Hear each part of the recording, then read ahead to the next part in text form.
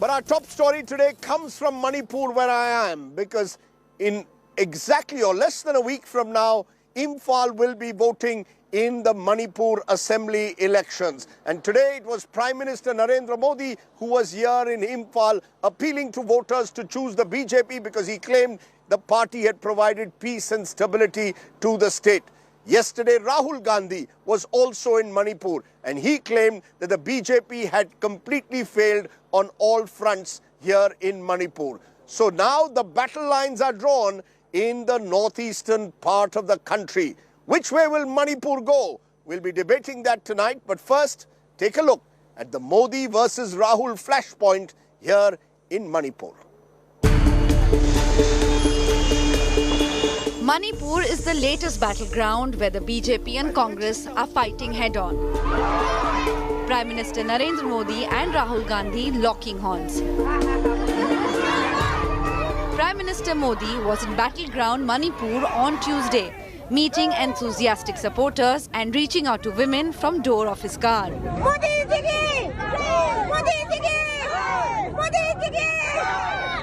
Modi addressing a rally in Haingang. Hard-sold the double-engine growth government and lampooned Congress for undermining Manipur's culture. दशकों के कांग्रेस शासन में मणिपुर को असमानता और असंतुलित विकास ही मिला।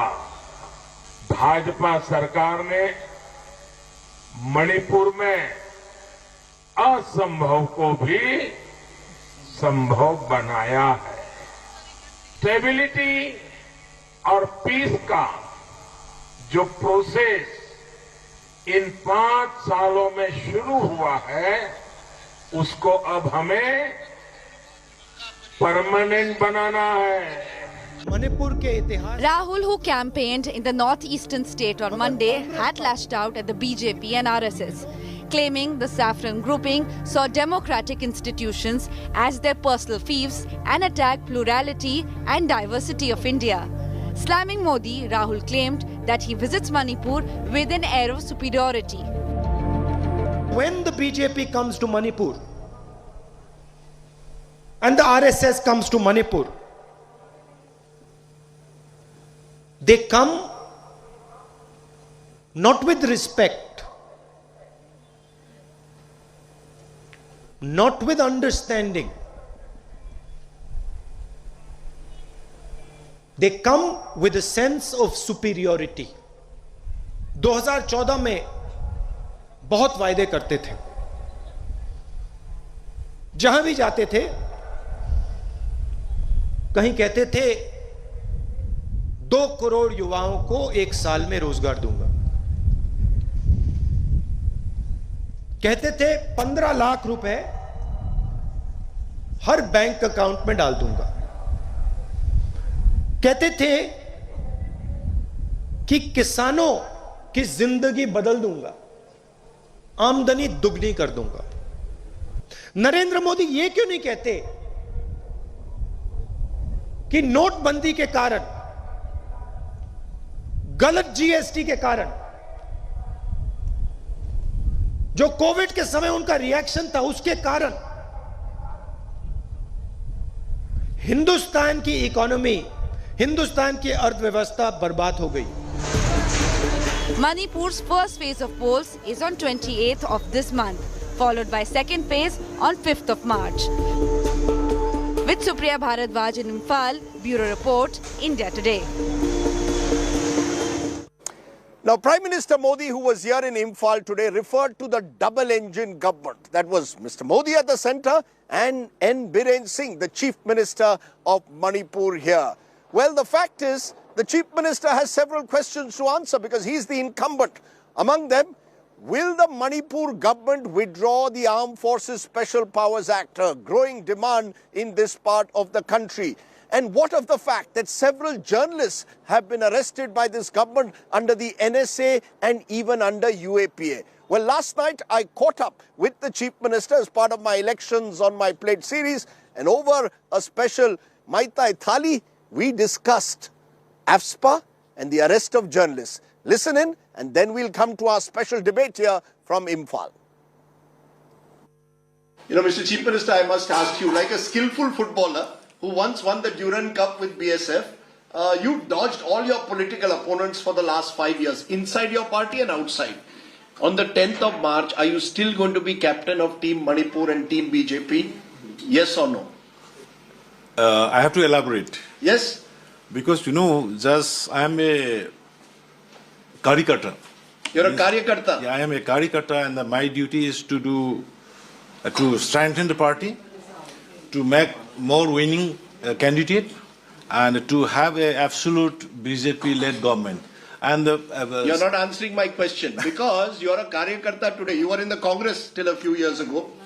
I'm asking, on the 10th of March, are you still going to be captain of Team Manipur and Team BJP? That will be decided by the higher authority. Because the reason I'm asking you this is there is a sense that why has the BJP not named a CM face for Manipur? Will Manipur go the Assam way? After the elections in Assam, Hemanta Biswa Sarma and not Sarbanand Sonowal became CM. Will that happen to you also? Are you worried about that? No, I don't have any worried about that because most of the leaders, central leaders, BJP leaders, including Amit Shah ji, Bhupendra Yadav ji, has already announced that Biren Singh के नेतृत्व में दोबारा सरकार बनेगा. They have already announced. तो बीरेन जी ही अगर BJP जीतेगा तो बीरेन जी ही बनेंगे. लग रहा है मेरे को. हाँ? सेंटर फॉरवर्ड आप ही रहेंगे. लग रहा है. अच्छा लग रहा है. One of your achievements, Mr. Chief Minister, is relative peace and stability. I remember coming here 5 years ago, and at that time there were a lot of blockades, there were bunds. They are fewer now. But the fact is that AFSPA is still in place outside the municipal limits of Imphal. You are very silent on AFSPA. Some chief ministers of Northeast believe time to get rid of AFSPA. You saw what happened recently in Nagaland. What is your view? Should AFSPA remain or not? AFSPA has to be removed. Has to be removed? Has to be removed. The Chief Minister of Manipur is saying AFSPA has to be removed from Manipur. But then why is your manifesto silent on it? No, manifesto mein dalne ka nahi dalne ka, it is a continuing demand of the BJP government. Sir, abhi tumhara Delhi government is not accepting. Will Amit Shah, Home Minister, accept that Biren Singh is saying remove AFSPA from Manipur? No, that is the reason why.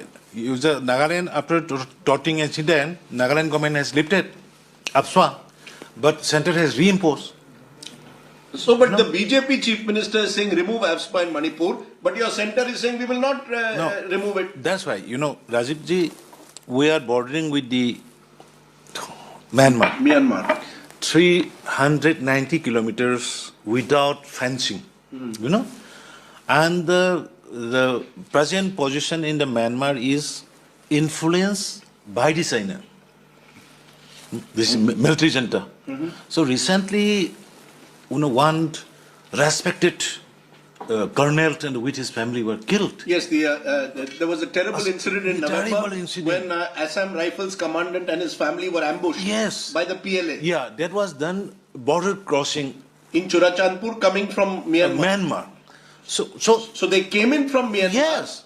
Ambushed the Assam Rifles commandant then back. And went back. Yeah. So we have to keep in mind before lifting AFSPA, the national security also. So you said you want AFSPA removed. Now you're saying national. No. Your own view is AFSPA should be removed. AFSPA should be removed, but with the mutual understanding of the center. Because why I'm telling it, when the Nagaland lifted AFSPA, center can impose it by the constitutional provision. So if suppose I lift it tomorrow, then if the situation is not good on the region of the security, national security, then center will reimpose. So that is why I'm trying to convince. Yeah, exactly you pointed out. You will convince Mr. Amit Shah remove AFSPA. I'm trying very hard. I'm trying. So why is the center unwilling? You are the chief minister. You should be able to convince them. I will continue to convince them. You're silent about it in your manifesto, Mr. Chief Minister. No, that is a continuing process. I told you. You're silent. You're playing a double game here. No. That is my. You're dodging the question. No. That is my continuing. A good footballer. No. That is my continuing process. That is a demand of the BJP government. AFSPA should be lifted. Okay, that's fair enough. I know that there are still banned groups that operate in the area, so you have to be careful as well. Right. But you've given us an important news point that ASFA should be lifted. But Mr. Chief Minister, all the Northeast states now have a BJP government or BJP supported, right? So why don't all of you come together and say no to ASFA? Why don't all of Himanta Biswa Sarma has a different view, you have a different view. There is no unity I see on ASFA between you all. No, just almost we are similar. All similar? Yeah. You think all the chief ministers of Northeast can come together on AFSPA? And say no to it? Yes, we will say no to it. But as I told you, yes, we have to see the ground reality and we have to convince the center before lifting. Not easy to convince Amit Shah. नहीं उसको just उसको भी convince करना पड़ेगा sir. We have to create the ground work also. Some atmosphere. You think if I come here 12 months from now, AFSPA will be gone out of Manipur, or it will take a much longer time? I believe the armed forces are also reluctant to remove it, right? Yeah. They don't want to remove it. Yes. But the chief ministers want to remove it. I want to remove it. I must ask you this in conclusion, because apart from being a footballer, you were a journalist. And what has troubled me, I must confess, is that when I look at the figures, Manipur is 0.4% of the country's population, but 32% of UAPA cases are in Manipur, and many of the cases are against journalists. Anyone who criticizes your government, sir, sedition cases, NSA, UAPA, come on now, you can't laugh this off. It's a serious matter. Last year, somebody put for a Facebook post, spent 45 days under NSA. Is this right? Rajdeep, देखिए, there are more than 500 journalists in the street. No one is arrested, except 1-2. They are, continuously they are offenders. Sir? How you see? Listen, please listen. You see, Article 19 provides freedom of expression, but why we should not counter close to at least decency and morality? You see, our president was died due to the COVID. BJP president Tikendra Rajit was died due to the COVID. Yes. And this particular man, who himself is not a registered journalist, criticized and started कि गाँव के दंग से ठीक नहीं हुआ है क्या वो मर गया. Let me tell our viewers, your BJP president passed away last year due to COVID, and one of the journalists in his Facebook post wrote that cow dung and cow urine cannot be a solution to COVID. You need to have common sense. Whatever that comment, is it worth putting someone under NSA, sir? No. Is it an NSA offense? नहीं. NSA के रखने के लिए just that was might be in the process of the police. But from my side, what I want to tell it, as a journalist or as a whoever responsible person, should respect, maintain decency and morality. And not NSA, sir, UAPA. You have put UAPA against activists, journalists. Anybody who questions your government, immediately UAPA. No. I repeatedly requesting you again. I never arrest anyone except 1-2 who is a regular offender. Not all journalists. Everyone is enjoying. Out of 500 journalists, I never arrest anyone. Government never arrests anyone. Only 1-2 who is regularly offending the. I'm a bit troubled with that. I thought a journalist should never. Why should let us assume that he has passed something which you find offensive. Why arrest someone under UAPA or any NSA? That's not the law to use against them. No, that was not in the initial stage. No one is arrested under NSA, but simply for a provocative statement or the defamatory statement, they might be arrested. Then you can file defamation against them. Why do you file UAPA? So that it gives the impression that Mr. Biren Singh is an intolerant man, authoritarian man. Nobody can criticize the chief minister in Manipur, otherwise sedition will be filed against you. Everyone can criticize me, and still criticizing. Many journalists are not arrested. Why we should arrest? But there should be a norm to criticize. There should be a limit to criticize.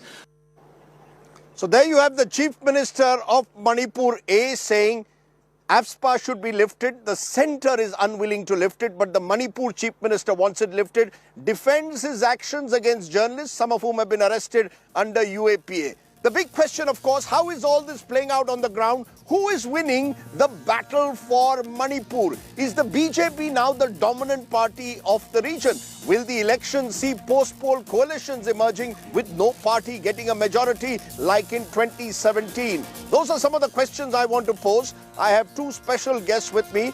To my right is Hemochandra Singh. He is the working president of the Congress party, five-time MLA, former speaker. And I have Rajkumar Imo Singh, who is an MLA with the BJP, also, dare I say, son-in-law of the chief minister. So BJP on one side and Congress on the other. Both actually historically come from Congress families. That's for another day. But I want to ask you, Hemochandra, because we just heard the Chief Minister of Manipur and the Prime Minister earlier today saying they have brought peace and stability to Manipur, which the Congress didn't under Biren Singh between 2002 and 17, 15 years rule. How do you respond to what the Prime Minister said? The BJP is the party to vote for in Manipur because they brought peace and stability.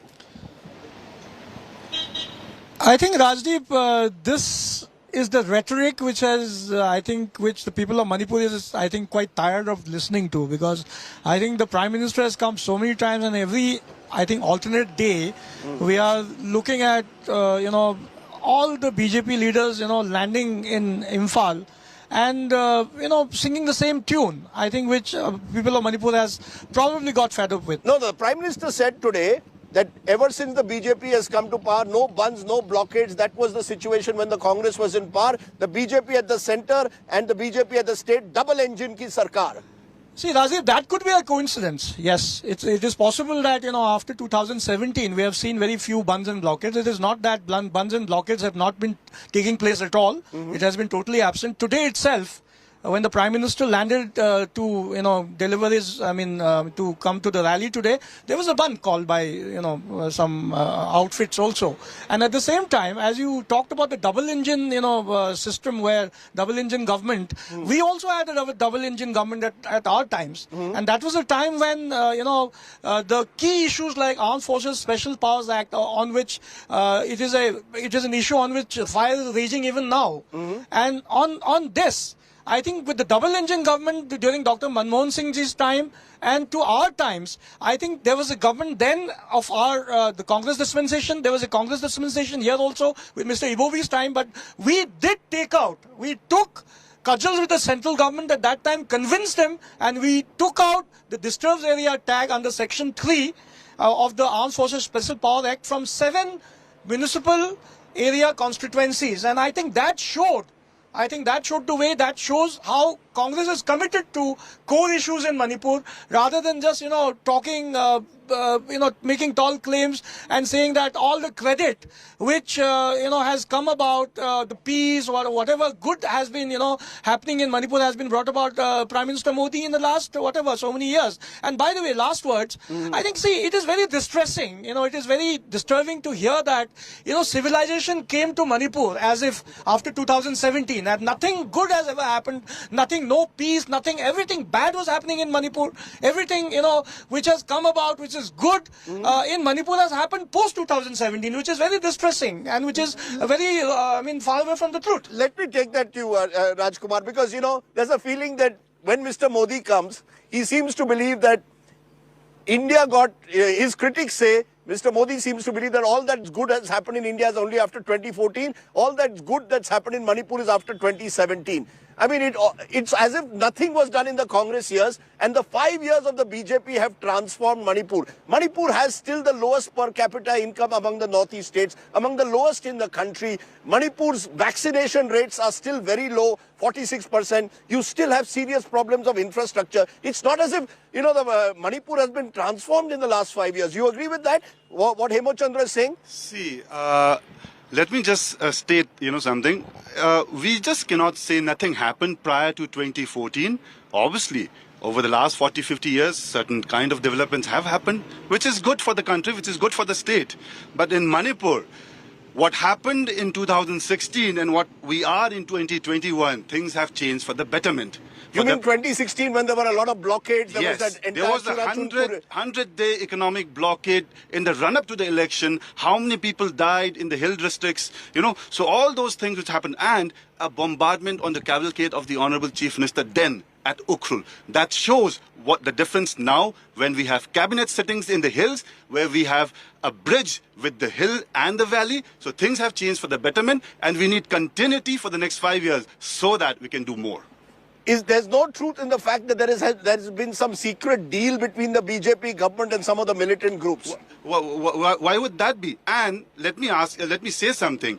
If some things are happening for the betterment of the state, is there any harm if some things were to happen also? But there's not, it's a fact of the matter that peace has happened. That everybody has accounted for. Is it true that some BJP candidates are seeking the support of militants to win this election? Not true at all. Not true at all. Not true in the Naga areas, in the Kuki areas. See, this is for all political parties across all sections of the society. So nothing like that. Nothing like that. It is a peaceful election as far as we know. Certain sporadic incidents are happening.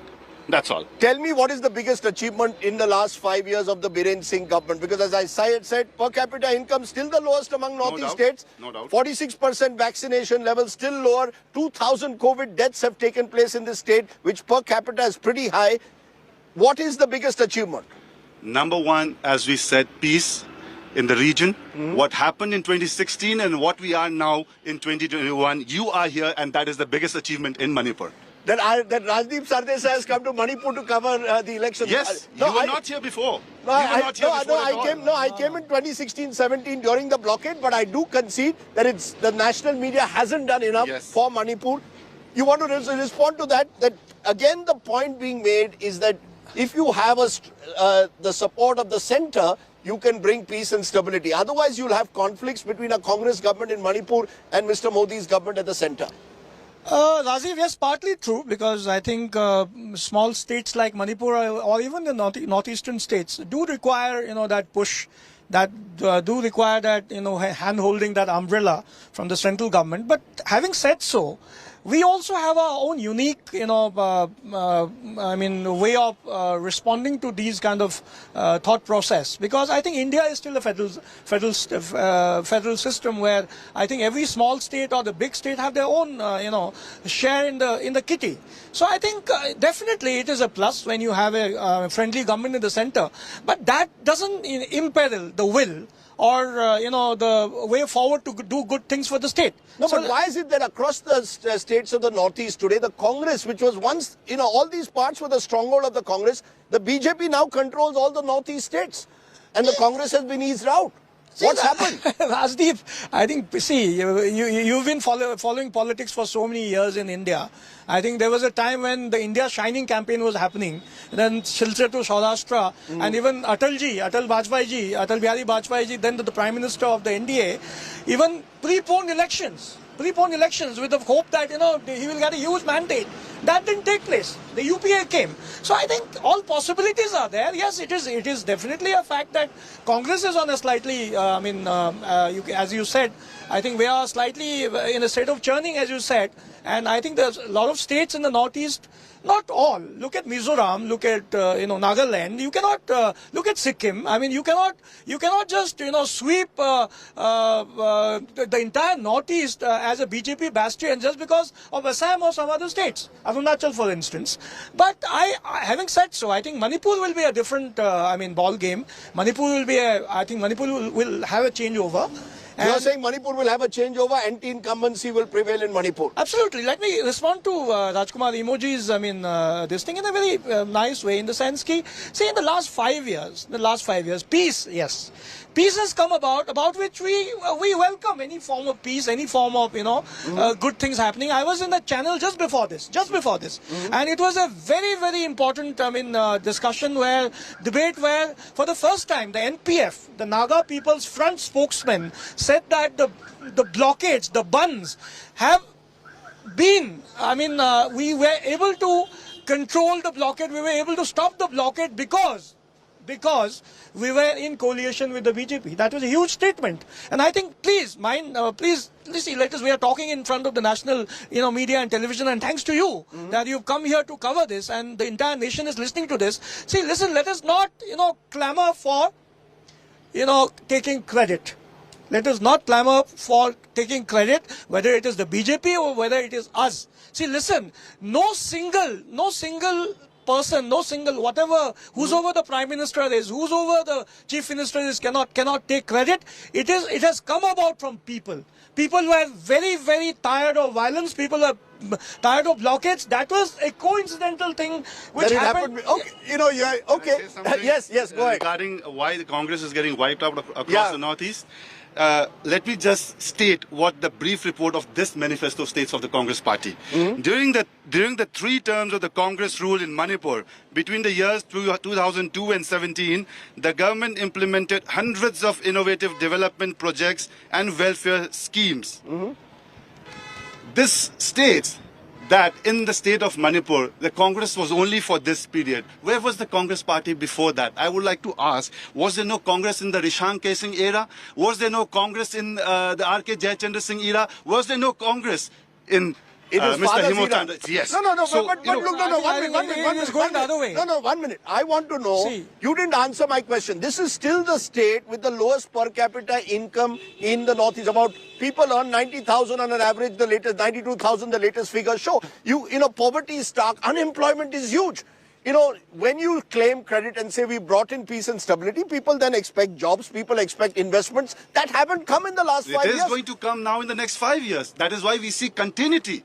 We see continuity because these 5 years we had the government of the Bharatiya Janata Party, but unfortunately it was a coalition government where the government did not have 30 plus seats. So many things we were not able to do. So you want a majority? Yes. Until now you've struck. Apni baar 40 par. Apni baar 40 par. But the truth is, Rajkumar, you stole the election last time from the Congress. 60 seats in Manipur. They won 28. I was a part of that Congress, 28 seats. Yeah, that's right. And you won how many? 18. The BJP won 21. BJP won 21. 21. But then you struck deals. You got people like you to switch over to the. No, I did not switch over. No, 1 minute. You took the Naga People's Front support. You took the front support of Conrad Sangma's party, NPP, and formed a government. Went to the Raj Bhavan and stole the election from the single largest party. Yes or no? No. See. The governor invited the largest group, which had 21 BJP MLAs. We had 4 NPP MLAs, the 4 NPF, and along with some other independents. I was part of the Congress Party then, obviously. So we all tried to form the Congress government then. We tried to rope in the NPP then. Unfortunately, the leadership of Shri Ibobi Singh could not do it. But despite having 28 seats.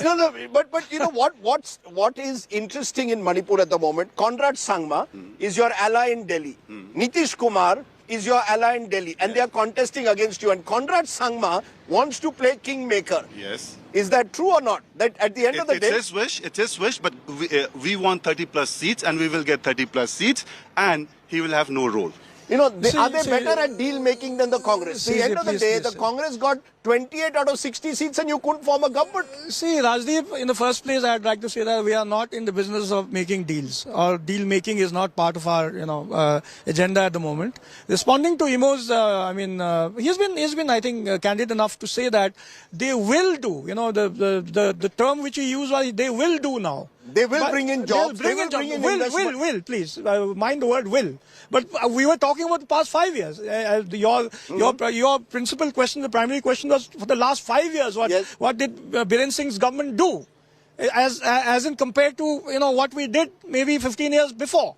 And he has also admitted that over the last so many years, as if nothing has been done by other governments. So let us not go into personality-centric things about Mr. Govi. No, but I still want to ask you. Unemployed youths. Yes. In 2014, there were around 7 lakh unemployed youths. Now there are around 3.7 unemployed youths in 2020. Your Labour Minister on the floor of Parliament said 7 lakh Manipuris are on the registered unemployed list in a state with a 30 lakh population. In 2014 and in 2020, at the rate of 2017, it was 3.7.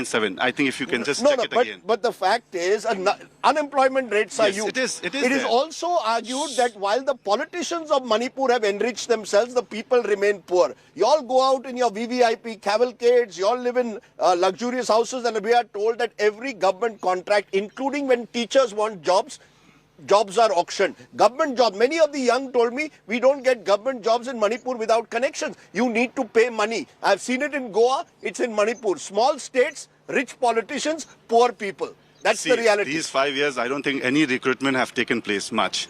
So I think that question we need to ask from the Congress party, whether I'll it answer actually that. I'll happened. answer that. I spoke to young people who See, said, sir, Rajdeep, we have to Rajdeep. pay 50 lakhs for a government teacher's job. Nothing has materialized, nothing has happened. That's Rajdeep- terrible. Because government is the biggest employer. My point is, are you telling me there's been no corruption? Yes, there's no There's corruption. been no corruption? No corruption at all. No corruption Please, at all. please, The Rajdeep, last 2 I think years the in debate COVID, is can I going the just- other way. Yes. I think it will be absolutely, I think... No, it's happened in the Congress time also. No, wishful thinking. Say, I'll make a very categorical, sweeping statement. Corruption is still like a cancer in the Indian political system. Whether it's Congress or BJP. Yes, whether it Good- is the good to Congress, hear that. whether it is the Congress, whether it is the BJP. Please don't make such claims which people... So you also admit that in But, Congress times yes. also government contracts money was made. It was alleged. There's nothing to substantiate that, and I think it will be wishful thinking to sort of get into a debate on that. I think the core question is that we all have to fight this system, whether we belong to any color, whether it is the BJP, whether it is Mr. Imo was a very esteemed member of our party. The Congress party has gone to the BJP now. That is So a why are personal people choice. leaving your party? Why are young talented people? That is a personal Why are choice. why are young people? See, please. I think I can answer that. No, why are young people? That is a Why are personal- talented young people leaving your party? Rajdeep, that is a personal choice. I mean, there's so No, many it is people. not That is personal. there's so many He's people. a very, No. good elder brother of mine, so I would like to answer that rather than him answering. Yeah. You don't have to answer Why are this. so many young people leaving the See, listen. All of you. See, this he this told me. political No, 1 party- minute. In the morning, he told me this that the political BJP party- is poaching people with honey traps. Of This course. political party has become the a latest personal casualty fiefdom. is the It is latest run by casualty a is my feudal brother here. lord. Okay. It is run by a feudal lord. A Thobal-centric party it has become. No, I think And let mind you, I'm us saying the let fact. us not get That is why personal all about the personalities central now. leadership, all the state leadership, all the other leaders, they are leaving the party because of lack of faith in the state leadership. Okay. I'm going to ask It both. is not that you can just lure people Okay, and you know, switch parties. you know, it's You don't such a- do that. it's such a- I did not switch. This is not a I was session expelled. about I was expelled. leadership issues. Okay, It is not I- about Mr. Ibobi or Mr. Biren. It is not even about Mr. Ibo and It's about why, how to make Manipur I a didn't more name anybody, prosperous by the part way. of the country. See, So coming back- give me one, if you were to come to power, how would you ensure that Manipur's per capita income was raised? What would you do? Give me one thing you would do. We have to generate employment. We have to. How are you going to do that? We have to have our own factories here. We have to have our own, manufacturing units here. Now that Shri Biren Singh claims that there is absolute peace, there is absolute, tranquility in the state. This is the most ideal time, if what he claims is true, to empower people to come back, the sons of the soil, all those people, all the talent, all the talented youths of the Manipur to come back and work and work for the Mother Manipur. Okay, that's and last point, yes. to emphasize it. Today, the double-engine government, the double-engine government. I have heard you've just come back from Lucknow. You've come back from Lucknow. What is the UP wind saying today? What is the wind sweeping in UP today? See, listen. What I'm trying to say is that you have so much of that Prayagraj corridor happening, thousands of crores. I just want a minuscule happening with Mr. Prime Minister Modi, along with Shri Birenji, because of all the, during blockades, bans, this and that, those days are over. Today, if 1,000 boys and girls of Manipur can come back, and if some infrastructure, some factory, even a small thing like a pineapple, processing plant, some, weaving, system is All of brought this- about. okay. This has not come about in the last 5 years. Okay, completely you've been in agree power for a with long him. time also, but final word from you. What is the one thing that you would do to transform this state if you come back to power? See, we have already discussed about peace and stability in the region. This is one core Yes. focus where we are in. Secondly, the employment. I agree with him that this government needs continuity, and in order to have continuity, we need to win this election. And after the election, post-election, the kind of things the state government is going to take up regarding employment sector, regarding getting back all the young people coming back to the state and having organized and unorganized workers over here to develop the state. This is one focus where we're going to... Okay, let me tell you one thing. This is a gorgeous state. The weather is almost like being in Switzerland at the moment. And really, there are parts of Manipur that could become the country's tourism hub. So that's one thing that you could do. But for now, it's been great having two of you. I want to tell he's a Stephanian. He's from Mayo. So they are, and both from old Congress families. That's the nature of Manipur, 6 degrees of separation when it comes to politicians in particular. But thank you very much for joining me. And I want to give you a glimpse of this beautiful Manipur because my colleague Anisha Mathur went to the Loktak Lake. And when you look at that wonderful freshwater lake, you will know what Manipur is about. But here too, politics is being played over the environment. Take a look at Anisha's special report. Thank you.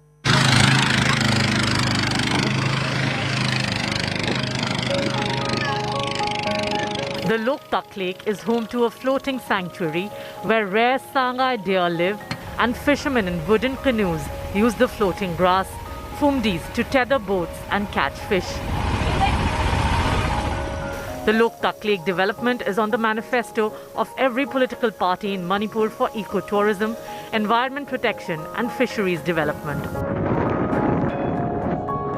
But with the planned development have come allegations of corruption, damage to ecology and harm to the traditional fishing community that lives in Loktak.